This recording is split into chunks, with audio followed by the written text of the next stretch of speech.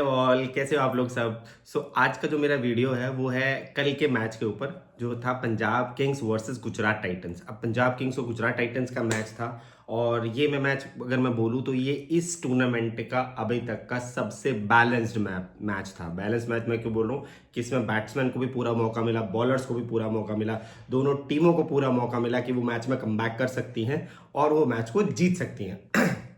तो क्योंकि इस मैच में बॉलर्स भी उतने ही हावी रहे जितने बैट्समैन हावी रहे। एक टाइम पर ऐसे लग रहा था कि बॉलर्स, गुजरात टाइटंस के बॉलर्स ये मैच जिता देंगे, एक टाइम पर ऐसे लग रहा था कि पंजाब के बैट्समैन ये मैच जिता देंगे।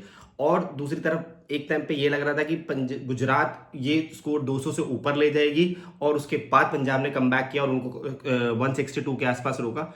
मेरे लिए अगर मैं बोलूं तो ये इस टूर्नामेंट का अभी तक का, यानी ये चौथा मैच था, तो ये 4 मैचों में से सबसे बैलेंस्ड मैच था जिसमें दोनों पार्टीज को, यानी दोनों टीमों को पूरा पूरा मौका मिला वापस आने का। और बॉलर्स और बैट्समैन दोनों के लिए इस मैच में सब कुछ था, क्योंकि विकेट ऐसी थी कि जिसमें मैच में आप रन भी बना सकते हो, एप्लीकेशन दिखा सकते हो। ये नहीं था कि वन साइडेड मैच हो रहा था, छक्के चौके पड़ रहे थे बॉलर्स के लिए, विकेट पे कुछ था ही नहीं।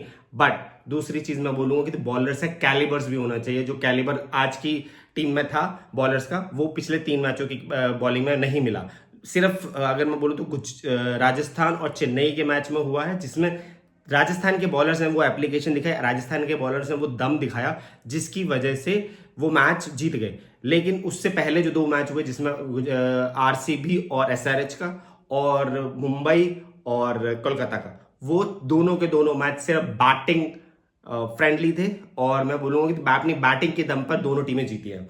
तो चलिए चलते हैं मैच के ऊपर। तो मैच जो शुरू हुआ तो उसमें टॉस जीता पंजाब ने और पहले फील्डिंग करने का फैसला किया, क्योंकि इस टूर्नामेंट में अगर मैं बोलूं तो मोस्टली टीमें पहले फील्डिंग ही करेंगे टॉस जीत के, क्योंकि ज्यादातर चांसेस हैं, अगर अलबत्ता वो मैच दिन का ना हो तो। अगर दिन का मैच हुआ तो नेचुरली जो भी टीम पहले टॉस जीतेगी वो पहले बैटिंग करना चाहेगी, क्योंकि बाद में वेयर एंड टेयर हो सकता है विकेट पे। और बाद में जब क्या होता है, जब सन डाउन होने लगता है या सन ढलने लगता है, सूरज ढलने लगता है, तो वो जो शेडो आता है उससे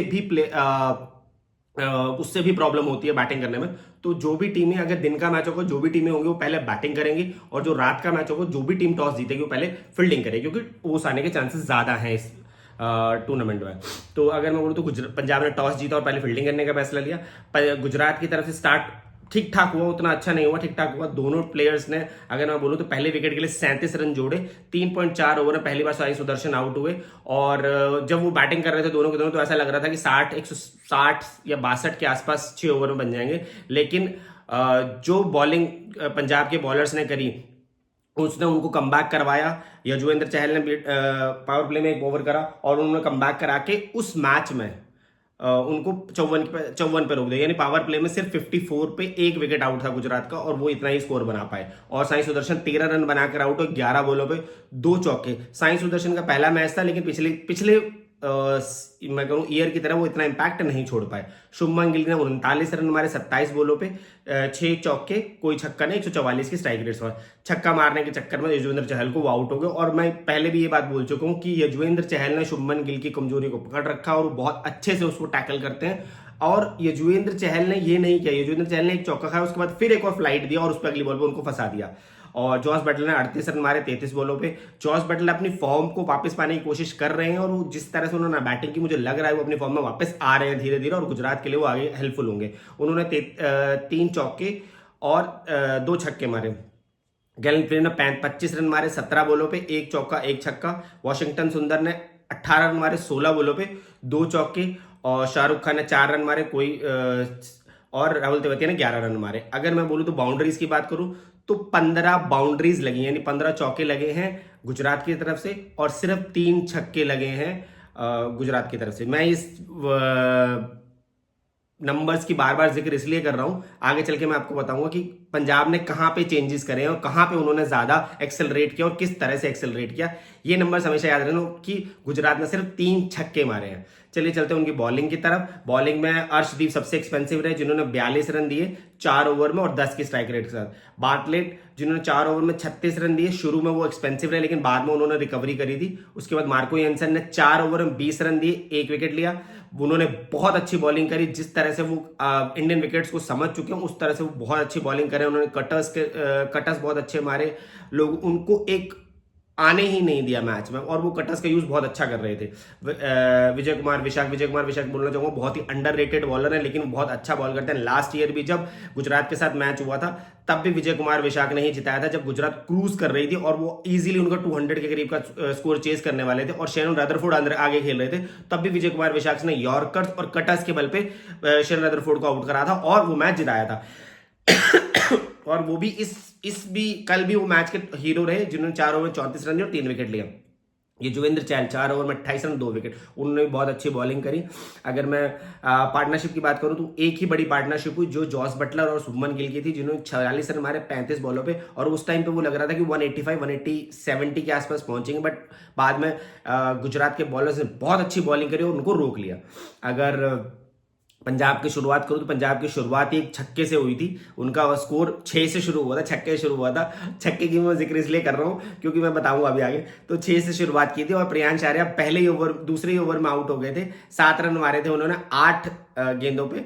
उसके बाद प्रभ सिमरन और कूपर कॉनली दोनों ने मिलकर एक बहुत अच्छी पार्टनरशिप करी, जिन्होंने 76 रन की पार्टनरशिप करी 49 बॉलों पे। प्रभ सिमरन ने 37 रन मारे 24 गेंदों पे, 1 चौका 4 छक्के। और कूपर कॉनली ने 72 रन मारे 44 बॉलों में, 5 चौके और 5 छक्के। टोटल अगर पंजाब की तरफ से बोलूं तो 6 चौके लगे हैं। उस 6 चौकों में से 5 चौके कूपर कॉनली लगाए हैं। उसके अलावा किसी भी बैट्समैन ने कोई भी चौका नहीं लगाया है। एटलीस्ट बाउंड्रीज लगाई हैं लेकिन कोई चौका नहीं लगाया है। श्रेयस अय्यर ने 18 रन किए 11 बॉलों पे। नेहल वडेरा ने 3 रन किए 6 बॉलों पे। शशांक सिंह ने 4 रन किए 5 बॉलों पे। मार्को जॉनसन ने 0 किया 2 बॉलों पे। और 9 रन के 10 बॉलों पे। और बाटले ने 11 रन के 5 बॉलों पे। और अगर मैं बाउंड्रीज की बात करूं तो 19.1 ओवर में उन्होंने ये मैच जीत लिया। अगर मैं बाउंड्रीज की बात करूं तो 14 छक्के मारे हैं पंजाब ने। ये एक बहुत बड़ा डिफरेंस है गुजरात का और पंजाब का। They are a 6 hitting player. उनके पास 6 हिटिंग प्लेयर्स थे जो ग्राउंड गुजरात क्लियर नहीं कर पा रही थी, वो पंजाब के प्लेयर्स इजीली क्लियर करके। तो उनके हर बैट्समैन ने, जिस भी बैट्समैन ने बैटिंग करी है, सबने छक्का मारा है। अगर उनका स्कोर डबल डिजिट में गया, सिर्फ निहाल वडेरा, शशांक सिंह और मार्को जॉनसन, ये दोनों 3 प्लेयर ऐसे जिन्होंने कोई भी बाउंड्री नहीं की, इन्हें चौका भी नहीं मारा, छक्का भी नहीं मारा। इसके अलावा जो भी प्लेयर है सबने 6 हिटिंग करी है। प्रभ सिमरन ने 4 छक्के मारे हैं, कूपर कॉनली ने 5 छक्के मारे, श्रेयस अय्यर ने 2 छक्के मारे, मार्को जॉनसन ने 1, जारवेल बाटलर ने 1 और प्रियांश आर्या ने 1 छक्का। तो उनकी तरफ से 14 सिक्सेस लगे जो बहुत बड़े छक्के थे, जिसके अगेंस्ट में गुजरात टाइटंस से 6 हिटिंग हो ही नहीं रही थी। उनके फिनिशर जो थे वो फिनिश नहीं कर पाए प्रॉपरली, वरना 180-185 के पास स्कोर होता और वो स्कोर उस स्कोर को पंजाब के लिए हासिल करना इजी नहीं होता। क्योंकि जिस तरह से बीच में कोलैप्स हुआ था 12 ओवर में, अगर मैं बोलूं तो 12.1 तक उनके सिर्फ और सिर्फ 2 आउट थे। 12 ओवर तक 2 आउट थे और 110 रन थे। उस टाइम पर ऐसा लग रहा था कि पंजाब इजीली ये मैच जीतेगा। तब अगर प्रसिद्ध कृष्णा को आई डोंट नो, मुझे नहीं समझ में आया कि शुभमन गिल ने प्रसिद्ध कृष्णा को इतना लेट क्यों लाया। लास्ट ईयर के वो पर्पल कैप होल्डर थे, उनको पहले बॉलिंग कराई जानी चाहिए थी। अब मैं ये भी बोलूंगा उनको सिराज से पहले बॉलिंग कराई जानी चाहिए, उनको नए बॉल से बॉल कराई जानी चाहिए।